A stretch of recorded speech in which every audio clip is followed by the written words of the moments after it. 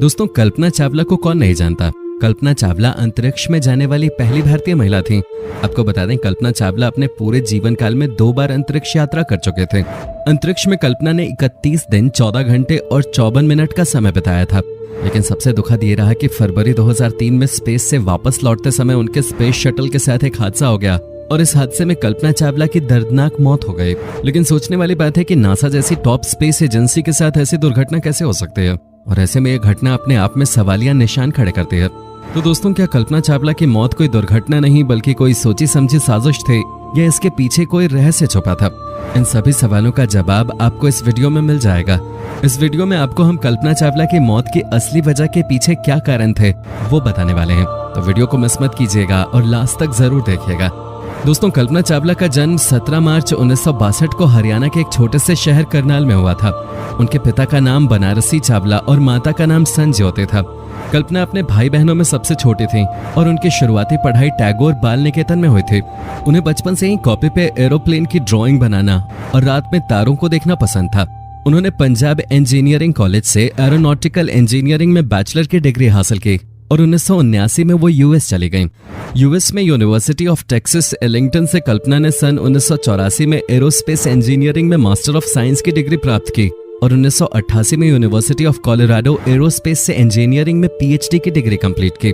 सन 1988 से कल्पना चावला ने नासा के लिए काम करना शुरू कर दिया था, जिसके बाद अप्रैल 1991 में कल्पना को अमेरिका की नागरिकता भी मिल गई थी। इसके बाद कल्पना का अगला कदम था नासा एस्ट्रोनॉट क्रॉप्स के लिए अप्लाई करना, और दोस्तों मार्च 1995 में कल्पना ने एरोनॉट क्रॉप्स को ज्वाइन कर लिया। नासा ने 1996 में कल्पना को स्पेस में भेजने के लिए सिलेक्ट किया, जिसके बाद 2 मई 1997 को 6 एस्ट्रोनॉट्स का क्रू अंतरिक्ष में जाने के लिए रवाना हुआ। इस ग्रुप में कल्पना चावला भी शामिल थी और दोस्तों ये कल्पना का पहला स्पेस मिशन था। ये उड़ान 2 मई 1997 को स्पेस शटल कोलंबिया से भरी गई थी। अपने पहले मिशन के दौरान कल्पना चावला 15 दिन और 12 घंटे तक स्पेस में रहे थे। इस मिशन में कल्पना चावला मिशन स्पेशलिस्ट और प्राइमरी रोबोटिक ऑपरेटर के रूप में शामिल हुई थी। इस स्पेस मिशन पे कल्पना का काम देखकर उन्हें सन 2000 में दूसरे स्पेस मिशन के लिए भेजने का प्लान किया गया। इस मिशन की लॉन्चिंग डेट 11 जनवरी 2001 तय की गई, लेकिन स्पेस शटल के इंजन फ्लो लाइनर्स में क्रैक आने की वजह से और दूसरी भी कई तरह की टेक्निकल प्रॉब्लम्स आने की वजह से ये मिशन 1-2 बार नहीं बल्कि पूरे 18 बार डिले हुआ। फाइनली 16 जनवरी 2003 को स्पेस शटल कोलंबिया ने कल्पना चावला और 6 दूसरे क्रू मेंबर्स को लेकर उड़ान भरे थे। 16 दिनों तक स्पेस में रहने के बाद जब कल्पना पृथ्वी पर लौट रही थी कि तभी जैसे ही उनके शटल ने पृथ्वी के वायुमंडल में प्रवेश किया, वो देखते ही देखते आग का गोला बन गया और स्पेस शटल और उसमें सवार 7 यात्रियों के शरीर के अवशेष टेक्सास में गिरने लगे। इस हादसे में कल्पना के साथ उनके 6 क्रू मेंबर्स की दर्दनाक मौत हो गई। सबको लगा कि यह सच में वाकई एक हादसा था जिसकी वजह से कल्पना और उनके 6 क्रू मेंबर्स की मौत हो गई, लेकिन असल में 16 जनवरी 2003 को कुछ ऐसा हुआ था जो कल्पना की मौत का जिम्मेदार था। दरअसल दोस्तों, इस मिशन को लॉन्च करने से पहले शटल में 2001 से लेकर 2003 तक काफी सारी टेक्निकल प्रॉब्लम्स आई थी।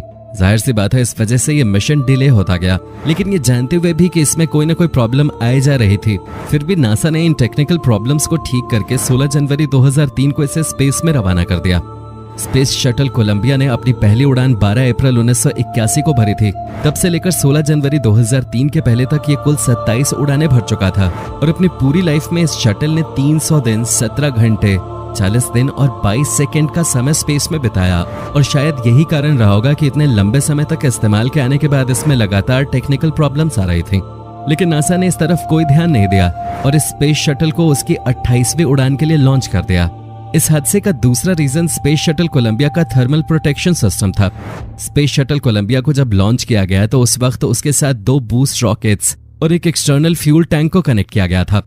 शटल के इस फ्यूल टैंक को थर्मल इंसुलिन फोम से पूरी तरह से कवर किया गया था, क्योंकि इस फ्यूल टैंक में फ्यूल को लिक्विड हाइड्रोजन और लिक्विड ऑक्सीजन के रूप में रखा जाता है, जो कि बहुत कम टेम्परेचर पर लिक्विड फॉर्म में रह सकता है। इसलिए जरूरी हो जाता है कि फ्यूल टैंक के अंदर ही हीट ट्रांसफर को रोका जा सके, और इसी वजह से पूरे फ्यूल टैंक को थर्मल इंसुलिन फोम से कवर किया जाता है। इसके अलावा स्पेस शटल पे भी थर्मल प्रोटेक्शन का इस्तेमाल किया जाता है। शटल का थर्मल प्रोटेक्शन सिस्टम या टीपीएस वो बैरियर है जो स्पेस शटल के ऑर्बिटर को पृथ्वी के एटमॉस्फेयर में री एंटर करते समय 1650 डिग्री सेंटीग्रेड तापमान तक हीट से बचाता है। इसके साथ ही साथ ये thermal protection system space shuttle को अंतरिक्ष में हीट और कोल्ड दोनों से बचाता है। टीपीएस पूरे ऑर्बिटर की सतह को कवर करता है।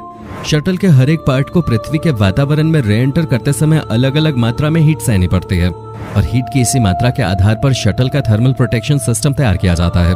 स्पेस शटल के टीपीएस में 7 तरह के मटेरियल को यूज करते हैं जो अलग अलग मात्रा में टेम्परेचर सहन कर सकते हैं।